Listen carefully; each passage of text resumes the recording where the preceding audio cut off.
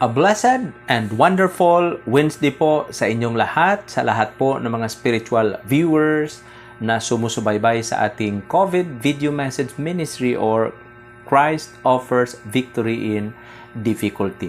Sa araw po na ito mga kapatid, shout out po sa aking pamilya, lalo na sa pamilya ni Insa na Tina Marie Padilla Ligaspi at sa kay Lily, Mary Lou, kay Dun Christie, kay Ezekiel at saka kay Vince Christoph na nanonood sa ngayon. Shout out po sa inyo.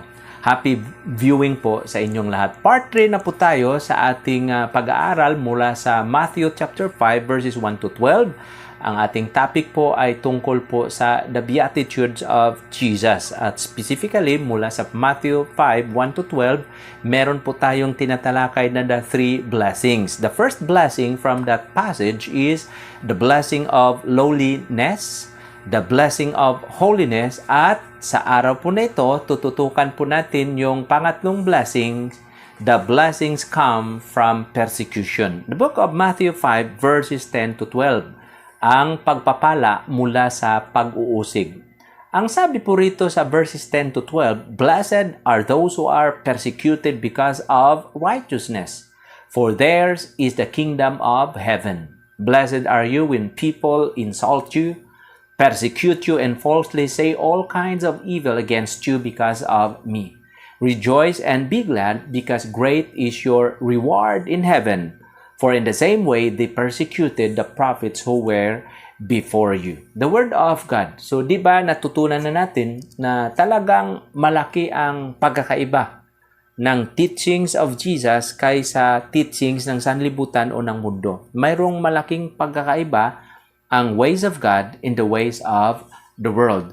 So, can you imagine kung paano naging kabaliktaran ito kapag narinig ito ng lahat ng mga itong mga lahat ng katuroang itinuro ni Jesus, kabaliktaran po ito sa tinuturo po ng sanlibutan. Just picture everyone gathered on the side of that mountainside listening to Jesus, no? Doon. At habang itinuturo niya, sinasabi niya, you are blessed when you are insulted and persecuted. Sa katunayan nga, you are blessed when they say every kind of evil against you. Siguro ang iniisip ng mga nakakarinig kay Jesus sa panahong yun, sa sinasabi niya, are you kidding me? Nagpapatawa ka ba? Seryoso ka ba? Dagdag pa rito, sinabi rin ni Jesus na ang persecution na ito ay darating sa inyo dahil sa Kanya. He is the cause of that persecution. So up to this point, itong si Matthew na sumulat has not yet revealed Jesus having too many enemies. Yet Jesus is saying that they will face persecution, pag-uusig, because they follow Him. Ito po ay nakakabangha o nakakagulat. Ang katuruan ng mundo ay siguro ganito. If something bad is happening to you, it's because of something bad that you have done. Ngunit ang kay Jesus, iba ang katuruan niya. Sabi ni Jesus, baliktad. Sabi niya, baliktad ang kanyang katuruan sa paniniwala ng mundo. Kasi sabi niya, you may be persecuted for following and obeying the Son of God. You may suffer for being loving. You may suffer for being holy, for being truthful, for being good, for being humble, and for being righteous. Yan po ang itinuturo ni Jesus. Kaya, blessings come from persecution. Subalit, the blessing that comes from this persecution ay dalawa. First, ang sabi po rito sa verses 10 to 12, you will be considered like one of the prophets who are the great heroes of faith, especially in the Old Testament. They were persecuted and even killed. And second, according kay Jesus, you will also receive a reward in heaven because you endured for the cause of Christ. So by suffering now, ayon pa kay Jesus, you will be rewarded greatly later. Kaya ang programa po ng Panginoon, suffer now, enjoy later. Kasi napakahirap po, Insan Tina Marie, yung tinatawag na enjoy now, pay later. Yan ang nangyayari kapag ang taong nagigipit sa Turko kumakapit o sa Bombay kumakapit. Kaya sa araw po na ito, blessings come from persecution. So, ang mga tao po sa panahon ni Jesus, in Jesus, they would have heard Jesus tell them to prepare for the coming of the kingdom of heaven.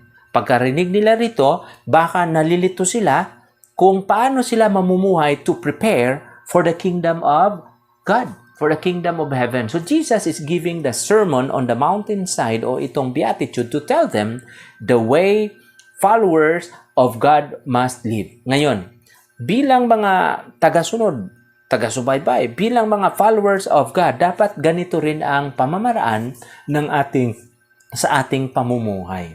We must understand that in order to find any of these blessings, in order to live this way, mga kapatid, mga kaibigan, we must be in Jesus.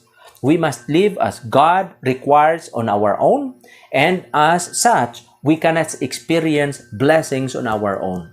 Kailangan talaga natin si Jesus because He is the way, the truth, and the life, and no one comes to the Father except through Him. So Jesus said, yan po ang sinabi niya. So without Jesus, we are sinful, we are evil in heart, evil rather at heart, at saka without Jesus, we are unable to enter into the kingdom of God, and we are unable to come to the Father.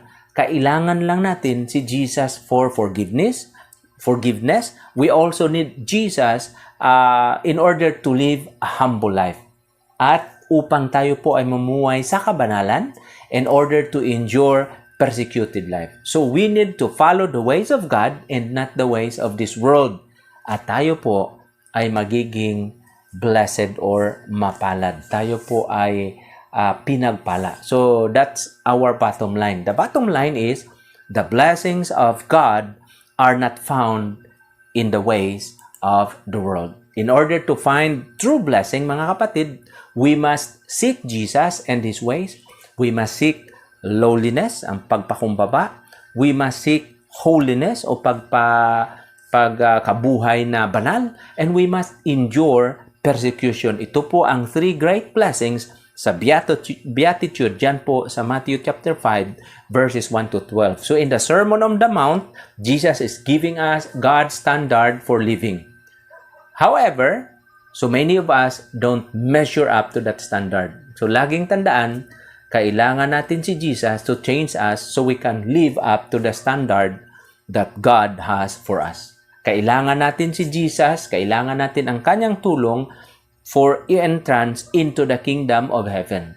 If we are changed and we live for God, tayo po ay magiging pinagpala. We are blessed not with the blessings of the world, but with the blessings of God which are so much better. Yan po ang ating nalalaman sa araw po na ito. Tayo po ay manalangin.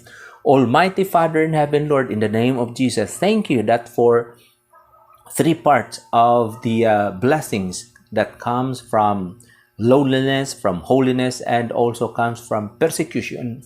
Thank you that this was the teaching of Jesus for the first century people and also until these modern times. Lord, help us to develop humility and also to try our ways to be more holy and welcome the persecutions that will come to us because we are blessed, especially if we're not going to fight back or do some kind of revenge.